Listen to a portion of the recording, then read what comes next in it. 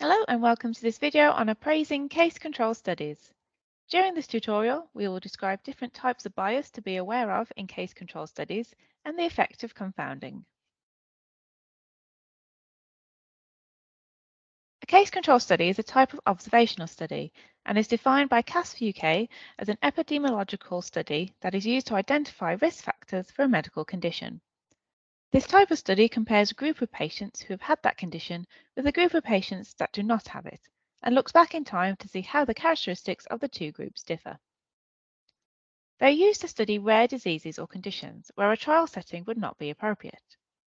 Although on their own they may not be strong enough evidence to make practice changes, they can offer interesting insights and support other studies.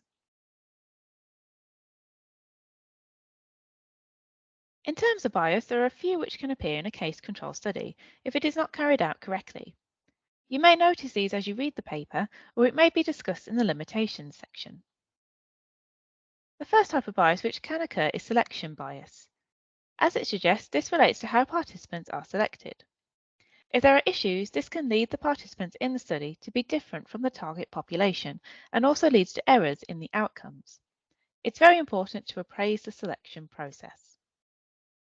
Three types of selection bias are survivor bias, ascertainment bias, and referral bias.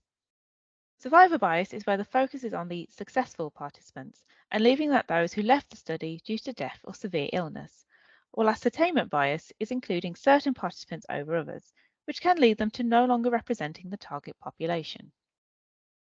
Referral bias relates to the effects of referral patterns on the outcome.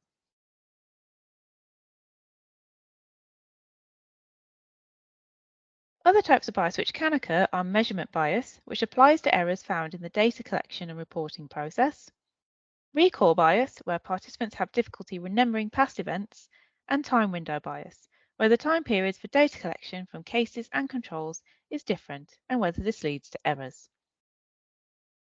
To avoid bias as much as possible, the researchers should clearly explain their processes for selection and data collection.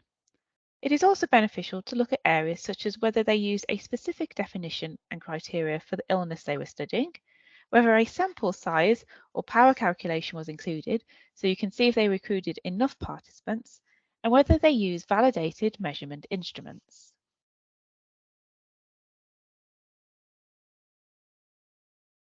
We next need to think about confounders.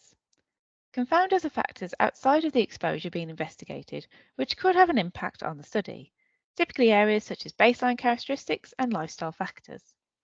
Confounders can be known and unknown. The researchers should have a clear process for how they will handle confounding. Matching is often used to ensure participants in each group are as similar as possible.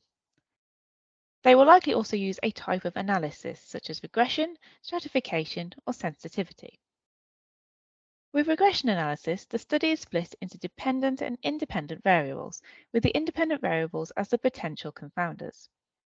The different relationships are then analysed to see what influence they could have on the final outcomes. Types of regression analysis include linear, logistic, and Cox. For stratification, data is broken down into strata or subgroups based off different levels of confounding factors. For example, having a strata for one age group and another strata for a different age group.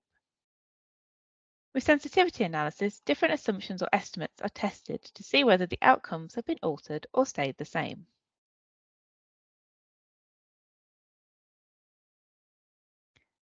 For case control studies, the main statistics you will see are odds ratios, confidence intervals, and p-values. Please see our Introduction to Statistics videos for more information on these.